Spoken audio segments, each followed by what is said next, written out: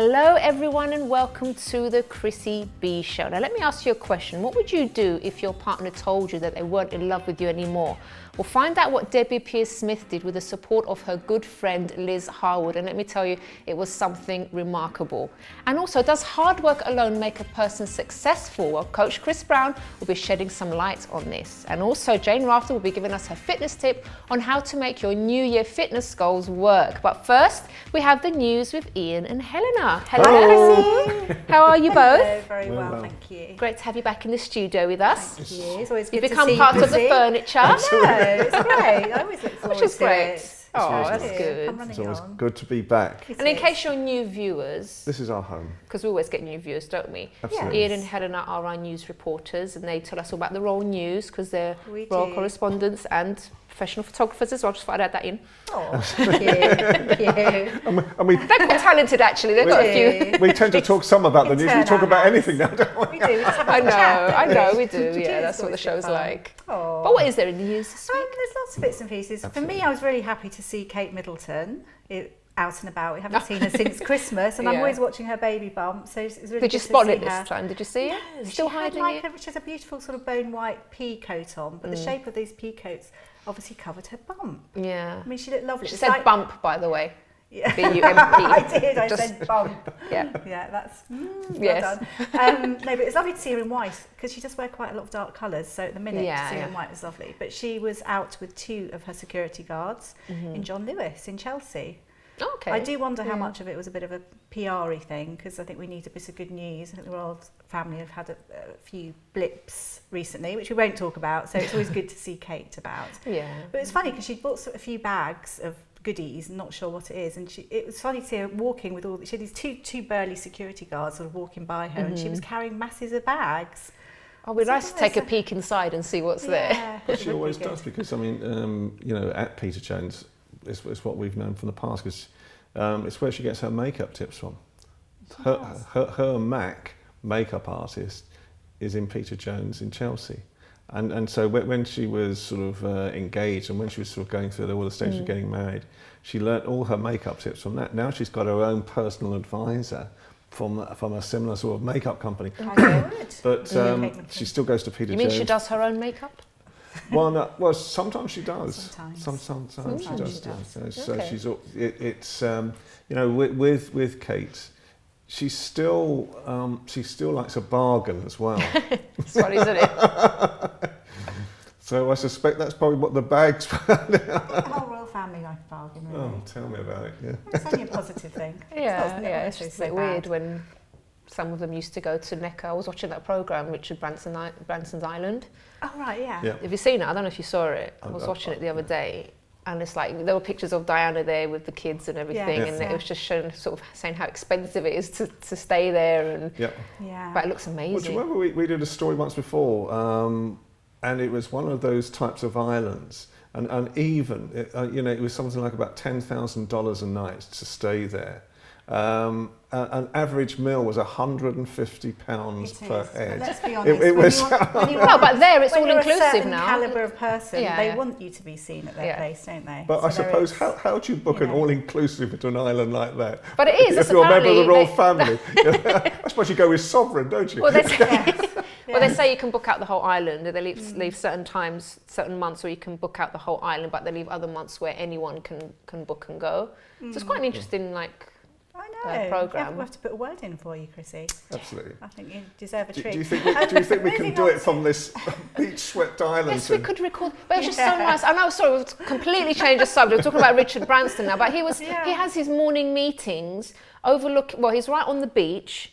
On the terrace over on the beach, and then you've got these flamingos going past. I'm thinking, Yeah. how? And his two PAs are there, and he just kind of dictates his emails and stuff. And I'm thinking, wow, Wow, what imagine a having your way, morning isn't meetings it? there. Talking about Richard Branson, I mean, he's we're talking about 2015 and everyone's to-do Yeah. lists, and there's lots of these new businesses which are going to make a dent at all the established businesses, and to keep going and keep working hard and have a good team around you and everything. But I think one thing that he also advocates, which is really important, is it's always really great to do, but not to forget to be And you've got to be happy and have all your friends and family and all your loved ones around you and just enjoy life, be happy. Which he does. Which is really, so he really important.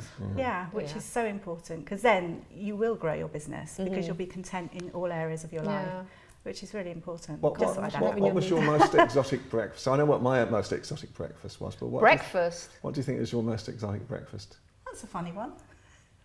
God, I was not expecting that question. Where did that come from? Well, I suppose when I was on holiday, when they do those massive buffet type, and you just have everything like with the fruits and the coconut, fresh coconut, and all that stuff. So I think my one was having breakfast with the orangutans. Oh God! Is that exotic? Well, it was because obviously it's in a rainforest as well. When was this? This was about 12, 14 years ago. Okay. And I used to be a travel photographer at one time. And so I went to work with the only I forget what's the collective noun for orangutans now, but it's the only group in the world, because orangutans are really soulless creatures. They don't come together as a pack. And it was actually the reason I'd gone out somewhere in the Southeast Asia was that a psychologist from Manchester had spent 25 years bringing this whole colony of orangutans together, and you had breakfast with them. And every morning they used to have breakfast. And the cheeky so-and-sos. But what did you have for breakfast? Well, this is what we were trying to get to. We had all sorts. Well, what didn't you have? Because the reality was, these orangutans knew humans by that time. So they would come and sit down beside you, and you'd be looking at the orangutans, and then orangutan would put his arm around and sort of tap you on the left shoulder. So you'd look around, and as you looked around, he would take your food. Really? And it was their big joke. It was their big joke about it. So in the end, you never got much food, but it was just probably the most. So I can understand why. He likes eating with the flamingos, and it's lovely. It's a different thing. Anyway, I digress. Should we get back to some actual news that's happening? Sorry, that was my fault, wasn't it? Big Brother. Yeah. Big Brother. I'm not a Big Brother fan, but I have been watching bits of it, and it is quite fascinating. I mean, part of what we do is we do have to keep up with obviously what celebs and everything do, but I think it's fascinating. No, really. I think it's fascinating. I think because the age groups of people in there are significantly older. So they're more interesting, and it's amazing finding out different things about everyone. Have you been watching it? I haven't, to be honest. Am I the only one? But like it. Have you been watching it? Hopefully you've been watching it. No one is. No one's been watching it. It's amazing. There's you just have to keep us updated because we're not watching. No, but I think there's just small things that you find. Like Katie Hopkins is quite a fiery character, but one of the things she was talking about, she suffers from. Do you not? No. Keith Chegwin, you must remember some of them all. Keith Chegwin, Callum Best, Patsy Kensit, Nadia Sawala. There's some really good people.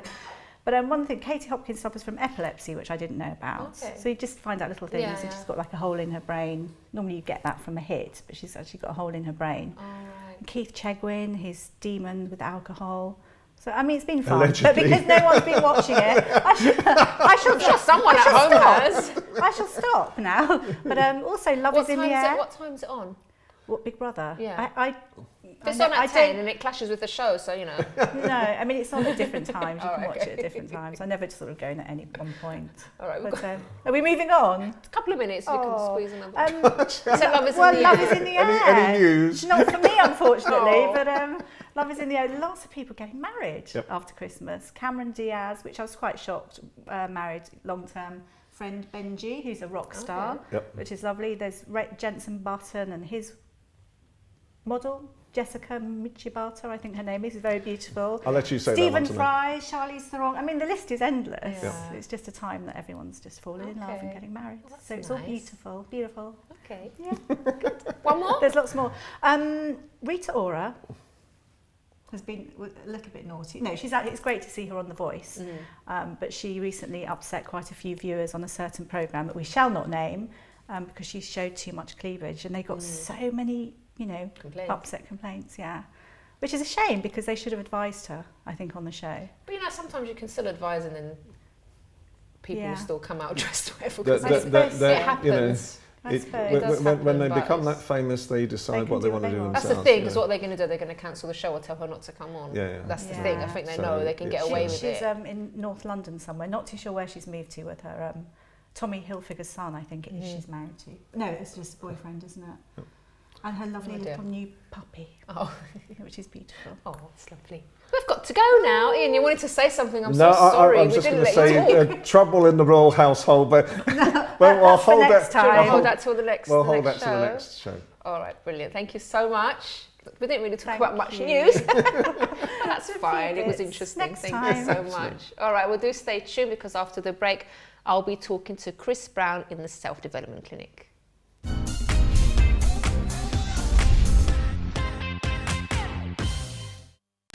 Don't forget to subscribe to the Chrissy B Show, always aiming to show you the happier side of life. You can find us on YouTube, Facebook and Twitter.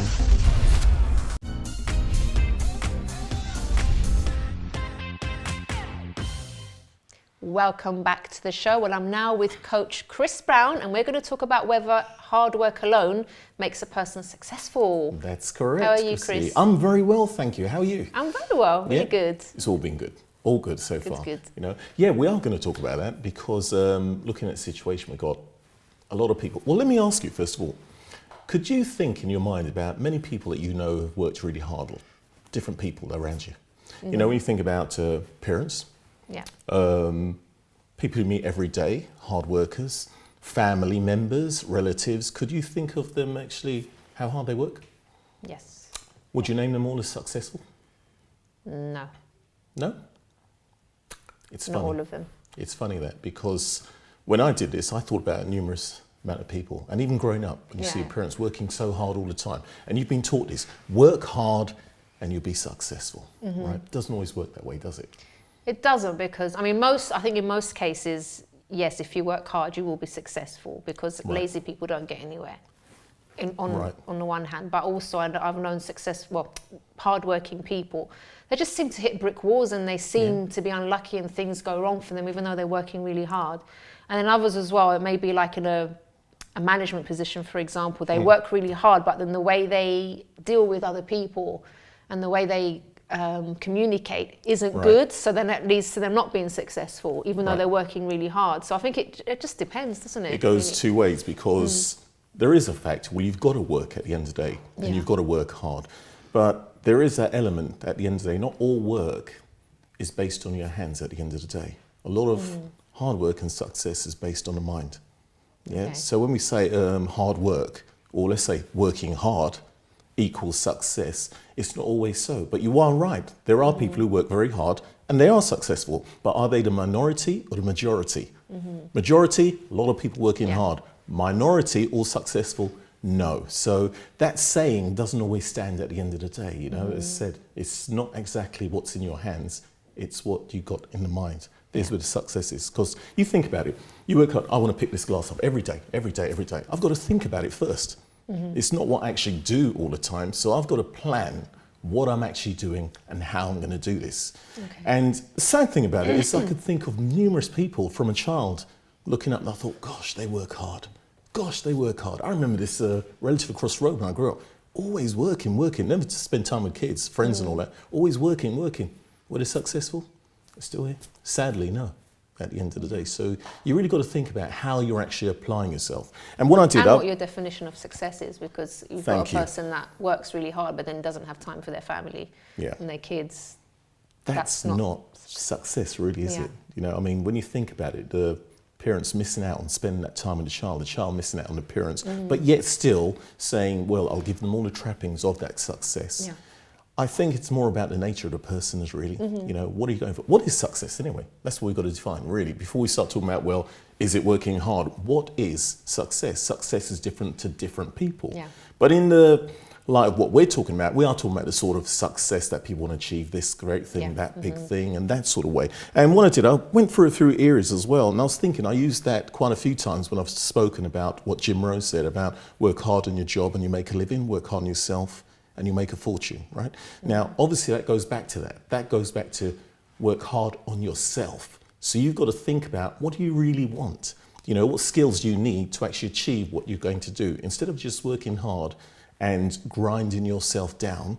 And when I say this, let me just say one thing. I'm not advocating laziness in any kind of way, right? Because the truth about it, you do have to work hard, but you've got to think about what are you applying yourself to actually achieve, and what's your envision, your goal at the end of the day, right? So the other one as well, which I was going through, I'm going to hit a few points about that. What we got to actually do to work this out is, one, we've got to actually guard our minds, right? To get the right mindset in the first place, to start this project that you're going to start to hit this success, you've got to guard your minds. And when I say guard your minds, I'm talking about being aware of what you actually let in and what you actually want to get out of it. Okay. You know, we can spend all the time thinking about all the things that are wrong, all the mountains and bills and everything else that's going on. It's not going to produce anything. So we've got to get our mind in the right mindset of what we actually want. You know, what do we actually want? What do we want to actually get out of it? So we've got to reprogram our mind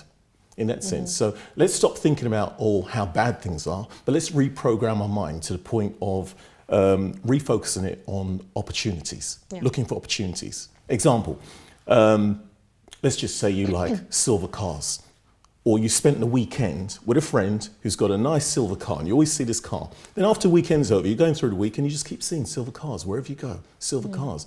Now, I doubt that all of a sudden all these people have said, let's drive past Chrissy with a silver car, and you start seeing them. But your mind is programmed to silver cars now. So you can actually do that to yourself. You can reprogram your mind to start thinking of opportunities. Anything that happens through a day, anybody you meet, any situation, right, opportunity, opportunity, opportunity, and it will work. That's the thing, because I think when we sort of face negative situations, could be any area of your life, whether it's business or personal, you tend to kind of start dwelling on, oh, why has this happened? Yes. What's going on? What's wrong with me? And all these sort of questions that aren't really going to help much, instead of asking how can I come out of this situation? What can I do to change things around? And that's when you really do start to find ways out of things, and how to change and how to grow, and, you know, different things like that. Reprogramming, reprogramming. You know, be aware of what you fix your laser on your mind, because what you fix it on, trust me, it is going to come back. So you start thinking about lack, and you start worrying about, I haven't got this, I haven't got that, just like you said. Yeah. Trust me, you're going to get more of that. You know, but it's hard. It sounds easier, but you've got to practice it, practice it, bit by bit. Don't expect to jump in it straight away. Here's the other one. Make a decision. Make a decision to actually, let's say, get up early tomorrow, right? Do whatever you normally do. You know, some people pray, some people meditate, whatever, to get that mind in the right place, to get everything in sync, and then go out there and start doing it, because that's how you've actually programmed your mind. Making that decision about what you're going to do. And as I always say, list it the night before. Okay. Yeah, make a decision. So here we go. Here's another one which I've got here. Right, start with the right attitude. Right? So what we're all talking about overall is, so far, we're talking about the mindset, because it's the mindset that's going to bring that success. So we've got to have the right attitude towards everything. Last time I was speaking about the attitude of gratitude. Yeah. You got to. Sometimes it's something simple. You go to work, you might think, oh, I don't want to go to work, but hang on, start appreciating, because some people are out of work. Yeah. And it's not exactly a happy situation. I'm sure many of you would agree in that sense at the end of the day. So you've got to start appreciating every little thing. It kicks off something inside of you that you appreciate, and you attract more of that at the end of the day. You start appreciating the people around you, start appreciating your job, you start appreciating what you do, even your pay as well, right? How are you going to do with it, you know? Give someone £10 to go through the week. They will make it last somehow or another. Give them £100 to go through a week. They will make it last just about. It's either way, you know, it's what your values are. How you actually working out. So, you know, start the attitude of gratitude as well. In everything you do, everybody you meet, every situation, every circumstance. Start the attitude of gratitude. You are going to see a difference throughout that day. I guarantee by the end of the week, you'd have seen how it played out for you. Yeah. All right. Now, one more on there is this, which I've got here, is put on that creative mind. You know, and when I say put on that creative mind, take away the limits, you know, the negative limits that we have there, right? Put on a creative one that steps outside of the box, outside of the limits, and try things you haven't tried to actually achieve that success that you actually do deserve. You've been working hard for it for a long time. So let's stop working with the body. Let's start working with the mind. That's the thing, because I think people must get so frustrated when they are working really, really hard. You're not lazy, you wake up early, you're in front of your computer all day maybe, meeting people all the time, and then things seem stuck and they don't they're not moving forward. You're thinking, what on earth's going on? Right. But sometimes it's just a case of thinking in a different way, trying something different, coming out of your comfort zone, and just trying, Makes all and not giving up as well. Not giving up is crucial at the end of the day, because every little failure, you learn something from it and you grow along the way. The other thing as well, you just said, like stuck at home, excuse me, get out of the house. If it means taking a walk down the road, taking a walk a different direction, think about the things you want to do, right? Go back in. Everything changes from there. It's really strange. It's really weird. It's, you know, it's like the oxygen or whatever just, you know, generates the head and mind. you're ready to go. Yeah, and you start back at it, you'll find you've got great ideas as well. You know, it just goes back to physical exercise, that sort of thing as well. It's really important. So it's not totally that the hard work equals success. Hard work is important, but it's what you actually think about that actually gets that hard work going. So it's not all in your hands, it's in your mind. Okay, Coach Chris Browne, thank you so much. Pleasure. And if they want to get any details on that, you can go to www.coachchrisbrowne.com. Thank it's you on there now in the so blog. much. Thank you so Pleasure. much. And we'll see you again next time. And do stay around to hear a remarkable story of two great friends. Oh, yeah. You're going to see how they turn things around. Brilliant. Brilliant. Okay, well, do stay tuned, because after the break, I'll be speaking to Debbie Pierce-Smith, whose life seemed to be falling apart when her husband told her some shocking news. And we'll also be joined by her good friend, Liz Harwood.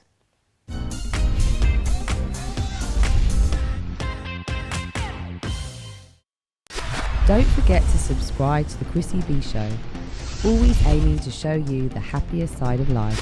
You can find us on YouTube, Facebook and Twitter.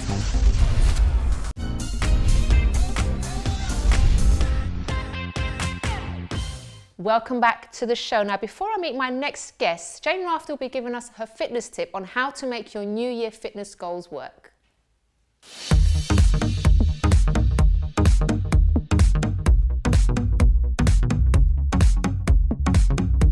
Hi everyone, it's Jane here with your fitness tips, and of course it's January and we all know it's time for New Year's resolutions. I know it's a little bit cliche, but I actually do believe that January is a really good time to set intention and set goals and set your resolution for your fitness life in place. So be aware when you set your resolution that you make it specific. So for example, if you were just to say, well, I'm going to get fit. In 2015, I'm going to get fit. That's good, and that's part one of your resolution. So you need to take that further and say, for example, I'm going to get fit in 2015, and what I'm going to do is I'm going to power walk on Monday nights for half an hour from 7 o'clock. I'm going to walk in my lunch break on Wednesdays. I'm going to take trainers to work. I'm going to keep them there. I'm going to walk, and I'm going to go swimming once on the weekend, and I'm going to start with that till April, and then I'm going to review and maybe increase and see how it goes. If you do that and put real specific goals in place, you're so much more likely to succeed. So have a look, have a think what you can do, be realistic, set your goals and go for it, guys. Good luck.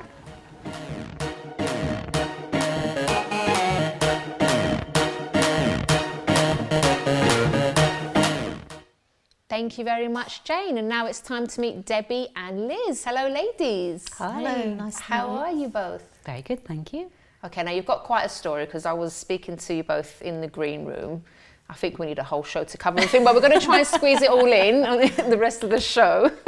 So let's start with you, Debbie, because obviously we're here to talk about this lovely business that you've both put together, but indeed, there is quite a story behind it, isn't there? Can you tell us about that? Well, a couple of years ago, well, it's 2013 actually. It was a difficult year for myself and my husband. We've been married for 20 years and he was clearly under a lot of stress and strain. And, you know, long marriages, you go through ups and downs. I must say, I didn't realise that it was as bad as it was. And I think there's probably a lot of people out there that have been in similar situations to myself. And indeed, Liz was a long time ago. That's right. But basically, my husband, at the end of the year, finally shared with me that he was no longer in love with me, which was a very big shock. You know, I thought we were going to be together forever, as I think most people do when they get married. And he's a fine man, and I had a very good marriage for a very long time. But as I say, things He was obviously going through something. Yeah, exactly. And I think he was going through a lot of things himself. I can't tell his story. But basically, at the very end of the year, he told me that he'd met somebody else and he wanted to leave, which was a big shock. We'd spent a lot of time building a family together. We had all sorts of issues with that, and I thought we were going to be together, you know, forever. However, what went through your mind? Well, I don't think you really have any idea what goes through. It's the whole grief process, because you have an idea of how your life's going to go, and then suddenly it isn't. It's going in a completely different direction, and you're, you know, flailing around trying to work out what on earth you can do. And at that point, I think I've always been very, very, very lucky, because I've always had some very good friends. And even though over the years you can lose touch, people come in and out of your life, I was advised by one of my good friends, who was just about to leave my life because she was moving to Austria, to get in touch with Liz here, who she also knew as well. And she knew that Liz had been through some similar experiences, albeit a long time ago. But, you know, I think life gives us experiences so that we can actually use them, you know, once we've got over it, to move on. But how long did it take you to kind of, I would say, sort of feel normal again and be ready to move on? I don't know, really. I think that's a very good question. Initially, it was absolutely devastating, because anybody who's suddenly had their life, the rug pulled out from under them, just doesn't know where you are. And I had young children. I'm very old to have such young children, but that's another story. And I had a 5-year-old and a 12-year-old. And I'd been in a similar position when I was 12, because my own parents split up. Gosh. So, yes, I kind of had an idea of how my 12-year-old daughter would be feeling. And, you know, as I said, he's a good man, but he had his own issues. And I was just left not knowing what on earth to do. And at that point, I think you just feel completely as if your world has fallen apart. And you can't imagine that you're ever going to feel happy again. You know, I don't think you ever stop crying for a long period of time. But you can't cry in front of your kids. You've got to be strong for them. They don't like to see you weak. Your mum, I mean, no matter what, your mum. So what I was able to do was to hold, you know, to literally, I can remember I was lying in the bath and I rang Liz and I said, Liz, this is what's happened. And you just Liz, couldn't you could believe it. understand what she was going through, because you'd been through something similar. Can you tell us about that? Yes, so 15 years ago I had 3 children who were 5, 3 and 2, and my husband also decided that our marriage was over, in quite a dramatic way, as it turned out.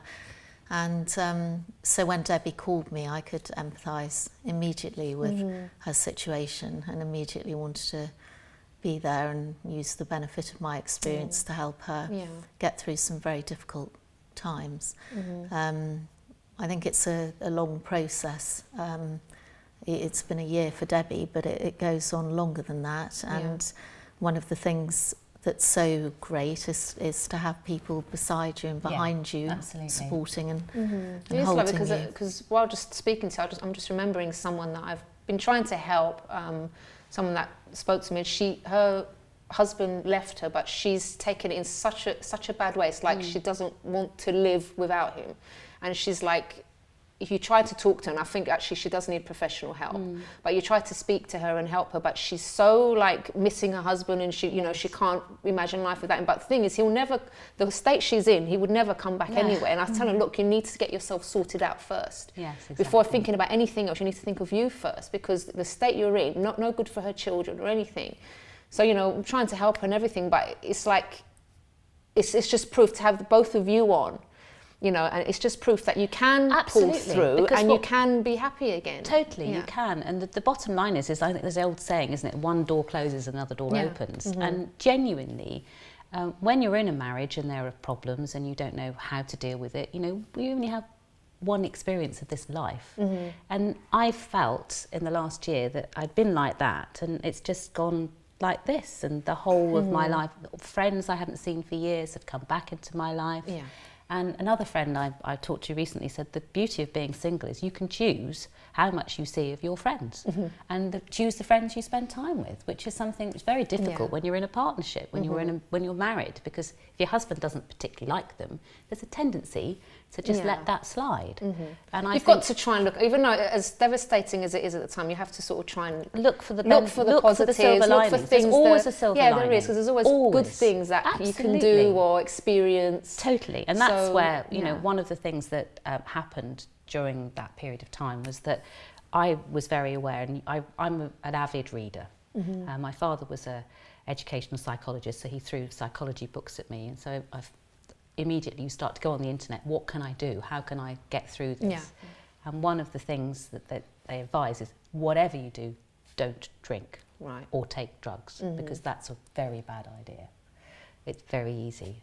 And so that's one of the reasons why I came up with an alternative, and it wouldn't be, we wouldn't be sitting here right now if it wasn't for the amazing Liz, who's just got she's so clever. I can feel quite underwhelmed when I'm next to her, overwhelmed when I'm next to her. I'm not sure what it is, but yes, without her we wouldn't be sitting here on this sofa talking to you right now. So you've actually created a non-alcoholic drink. Yes. That looks like alcohol. Yes. And I haven't tasted it yet, but I will do. It's called Azizi. Now, where did the name come from? That's so clever, isn't it? Yeah, I was working on an event in Bristol and Debbie was helping me, and there was a partially sighted girl there who was really inspiring, and she had the name Aziza, and neither of us had heard it before. No, and Mum was calling her Zizi, wasn't she? That's right. Yeah. And we were driving, I was driving back up the motorway whilst we were conceptualising this brand, and I was stuck on the M32 going Azizi, Aziza, Azizi, and then I went,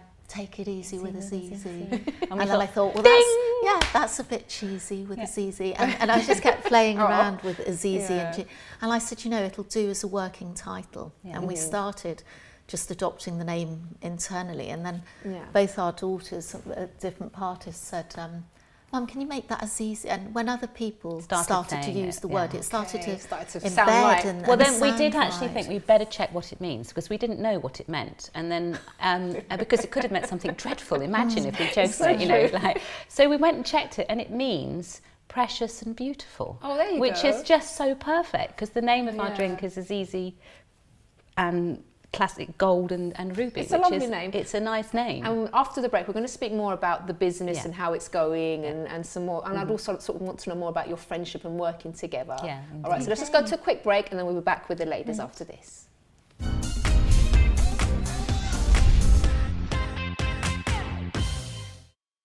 Don't forget to subscribe to the Chrissy B Show, always aiming to show you the happier side of life. You can find us on YouTube, Facebook and Twitter.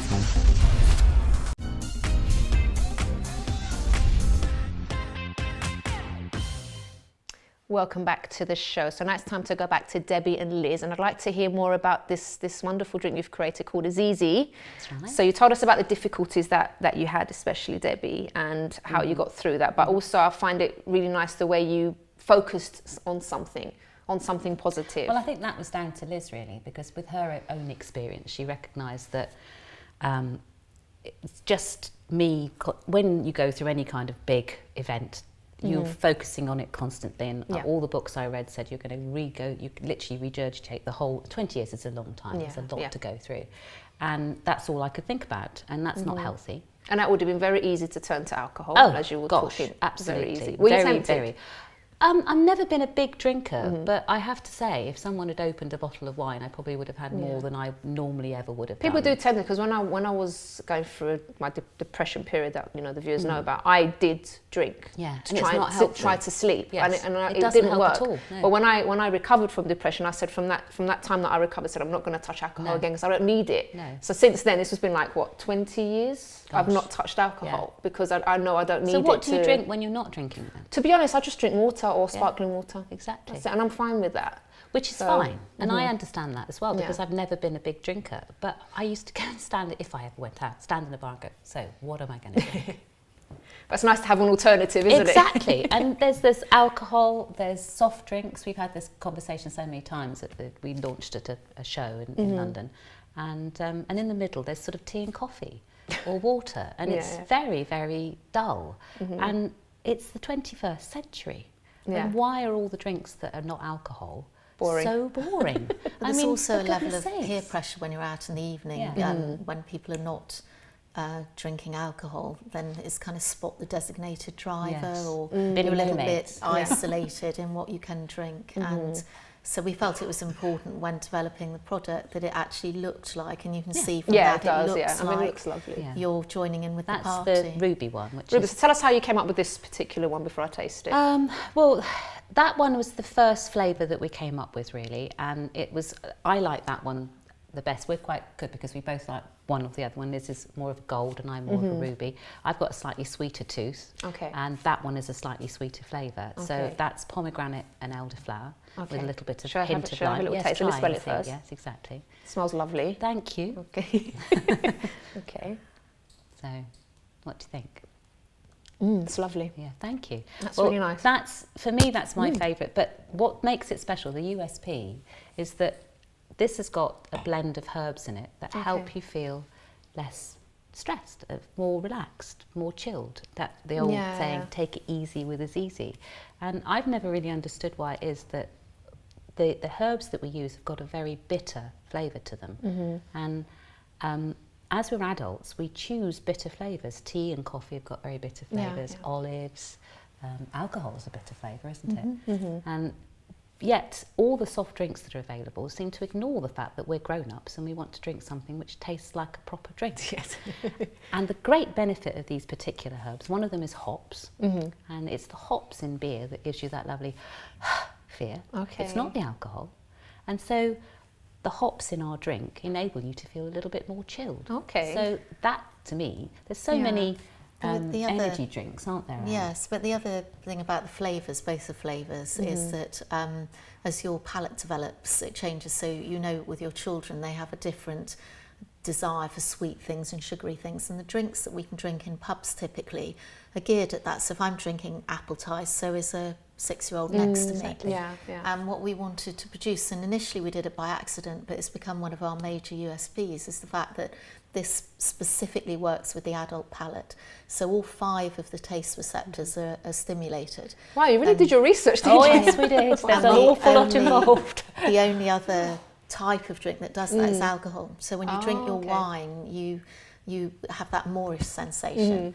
Well, when you're drinking this, you'll notice there's a slight aftertaste that Right, has yeah. a length. We've been told it has a Yes, length. it does. I can still taste Yeah, it. if you want and to it sip. makes you want more, and so you really do get the sensation. And what's of this? drinking. What's in this? This one is with a- gold, and Okay. this one is lime, mint, and elderflower. let's- Okay.